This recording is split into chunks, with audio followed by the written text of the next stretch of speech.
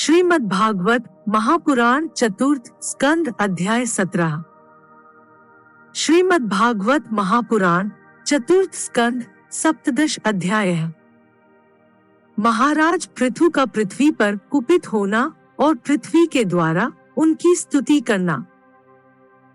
श्री मैत्रेय जी कहते हैं, इस प्रकार जब वंदीजन ने महाराज पृथु के गुण और कर्मों का बखान करके उनकी प्रशंसा की, तब उन्होंने भी उनकी बड़ाई करके तथा उन्हें मनचाही वस्तुएं देकर संतुष्ट किया। उन्होंने ब्राह्मण आदि चारों वर्णों, सेवकों, मंत्रियों, पुरोहितों, पुरवासियों, देशवासियों, भिन्न भिन्न व्यवसायियों तथा अन्य आज्ञानुवर्तियों का भी सत्कार किया। विदुर जी ने पूछा, ब्राह्मण, पृथ्वी तो अनेक रूप धारण कर सकती है, उसने गौ का रूप ही क्यों धारण किया? और जब महाराज पृथु ने उसे दुहा, तब बछड़ा कौन बना? और दुहने का पात्र क्या हुआ? पृथ्वी देवी तो पहले स्वभाव से ही ऊंची नीची थी। उसे उन्होंने समतल किस प्रकार किया और इंद्र उनके यज्ञ संबंधी घोड़े को क्यों हर ले गए? ब्रह्मज्ञानियों में श्रेष्ठ भगवान सनत कुमार जी से ज्ञान और विज्ञान प्राप्त करके वे राजर्षि किस गति को प्राप्त हुए? पृथुरूप से सर्वेश्वर भगवान श्री कृष्ण ने ही अवतार ग्रहण किया था। अतः पुण्य कीर्ति श्रीहरि के उस पृथु अवतार से संबंध रखने वाले जो और भी पवित्र चरित्र हों, वे सभी आप मुझसे कहिए। मैं आपका और श्री कृष्ण चंद्र का बड़ा अनुरक्त भक्त हूँ। श्री सूत जी कहते हैं, जब विदुर जी ने भगवान वासुदेव की कथा कहने के लिए इस प्रकार प्रेरणा की, तब श्री मैत्रेय जी प्रसन्नचित्त से उनकी प्रशंसा करते हुए कहने लगे। श्री मैत्रेय जी ने कहा, विदुर जी, ब्राह्मणों ने महाराज पृथु का राज्याभिषेक करके उन्हें प्रजा का रक्षक उद्घोषित किया। इन दिनों पृथ्वी अन्नहीन हो गई थी, इसलिए भूख के कारण प्रजाजनों के शरीर सूखकर कांटे हो गए थे। राजन, जिस प्रकार कोटर में सुलगती हुई आग से पेड़ जल जाता है, उसी प्रकार हम पेट की भीषण ज्वाला से जले जा रहे हैं। आप शरणागतों की रक्षा करने वाले हैं और हमारे अन्नदाता प्रभु बनाए गए हैं, इसलिए हम आपकी शरण में आए हैं। आप समस्त लोगों की रक्षा करने वाले हैं, आप ही हमारी जीविका के भी स्वामी हैं। अतः राजराजेश्वर, आप हम क्षुधा पीड़ितों को शीघ्र ही अन्न देने का प्रबंध कीजिए। ऐसा न हो कि अन्न मिलने से पहले ही हमारा अंत हो जाए। श्री मैत्रेय जी कहते हैं, कुरुवर प्रजा का करुण क्रंदन सुनकर महाराज पृथु बहुत देर तक विचार करते रहे। अंत में उन्हें अन्नाभाव का कारण मालूम हो गया। पृथ्वी ने स्वयं ही अन्न एवं औषधादि को अपने भीतर छिपा लिया है। अपनी बुद्धि से इस बात का निश्चय करके उन्होंने अपना धनुष उठाया और त्रिपुर विनाशक भगवान शंकर के समान अत्यंत क्रोधित होकर पृथ्वी को लक्ष्य बनाकर बाण चढ़ाया। उन्हें शस्त्र उठाए देख पृथ्वी कांप उठी और जिस प्रकार व्याध के पीछा करने पर हरिणी भागती है, उसी प्रकार वह डरकर गौ का रूप धारण करके भागने लगी। यह देखकर महाराज पृथु की आंखें क्रोध से लाल हो गईं। वे जहाँ तहाँ पृथ्वी गई, वहाँ वहाँ धनुष पर बाण चढ़ाए उसके पीछे लगे रहे। दिशा विदिशा, स्वर्ग, पृथ्वी और अंतरिक्ष में जहाँ जहाँ भी वह दौड़कर जाती, वहीं उसे महाराज पृथु हथियार उठाए अपने पीछे दिखाई देते। जिस प्रकार मनुष्य को मृत्यु से कोई नहीं बचा सकता, उसी प्रकार उसे त्रिलोकी में वेनपुत्र पृथु से बचाने वाला कोई भी न मिला। तब वह अत्यंत भयभीत होकर दुःखित चित्त से पीछे की ओर लौटी और महाभाग पृथु जी से कहने लगी, धर्म के तत्व को जानने वाले शरणागत वत्सल राजन, आप तो सभी प्राणियों की रक्षा करने में तत्पर हैं। आप मेरी भी रक्षा कीजिए।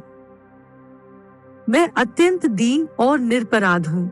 आप मुझे क्यों मरना चाहते हैं? इसके सिवा आप तो धर्मज्ञ माने जाते हैं। फिर मुझ स्त्री का वध आप कैसे कर सकेंगे? स्त्रियां कोई अपराध करें तो साधारण जीव भी उन पर हाथ नहीं उठाते।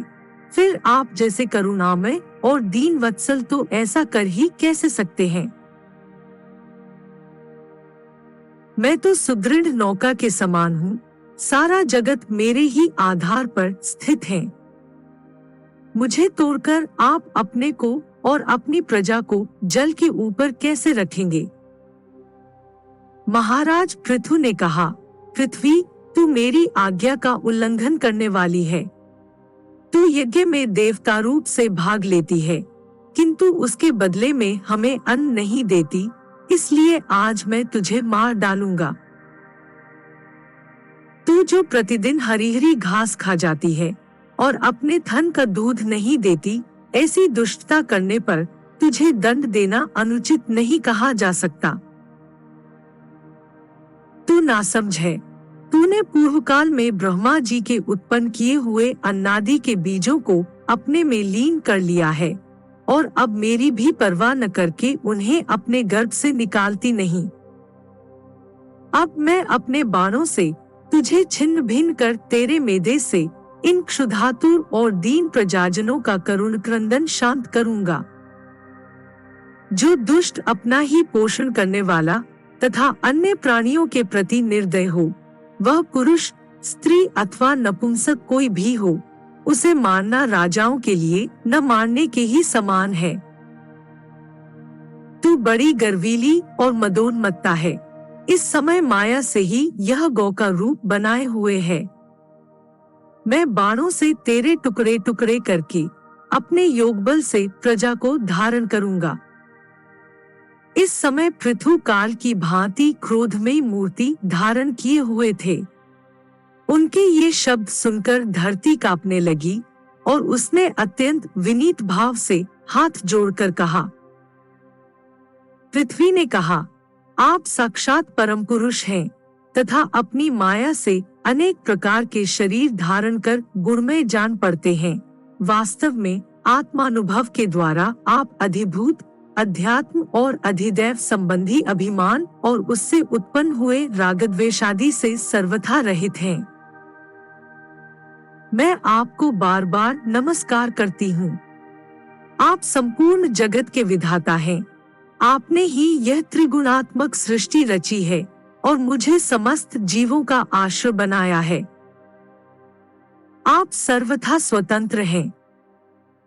प्रभु, अब आप ही अस्त्र शस्त्र लेकर मुझे मारने को तैयार हो गए, तब मैं और किसकी शरण में जाऊं?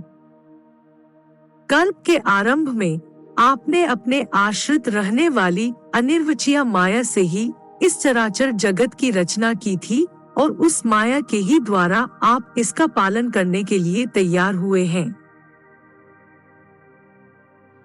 आप धर्मपरायण हैं, फिर भी मुझ गोरूप धारिणी को किस प्रकार मारना चाहते हैं?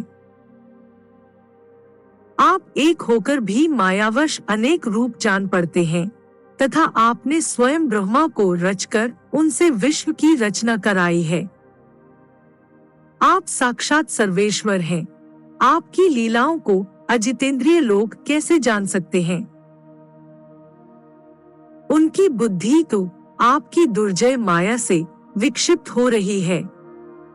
आप ही पंचभूत, इंद्रिय, उनके अधिष्ठात्री देवता, बुद्धि और अहंकार रूप अपनी शक्तियों के द्वारा क्रमशः जगत की उत्पत्ति, स्थिति और संहार करते हैं।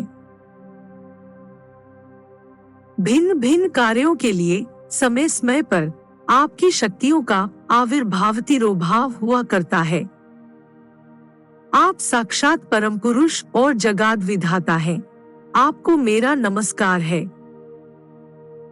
अजन्मा प्रभु, आप ही अपने रचे हुए भूत, इंद्रिय और अंतःकरण रूप जगत की स्थिति के लिए आदिवराह रूप होकर मुझे रसातल से जल के बाहर लाए थे।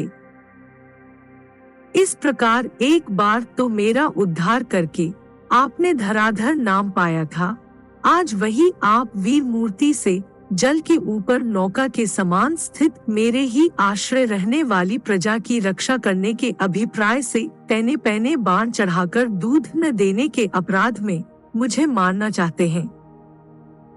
इस त्रिगुणात्मक सृष्टि की रचना करने वाली आपकी माया से मेरे जैसे साधारण जीवों के चित्त मोहग्रस्त हो रहे हैं।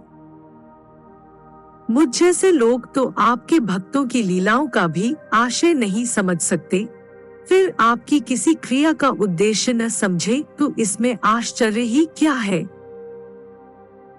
अतः जो इंद्रिय सहमादि के द्वारा विरोचित यज्ञ का विस्तार करते हैं, ऐसे आपके भक्तों को भी नमस्कार है।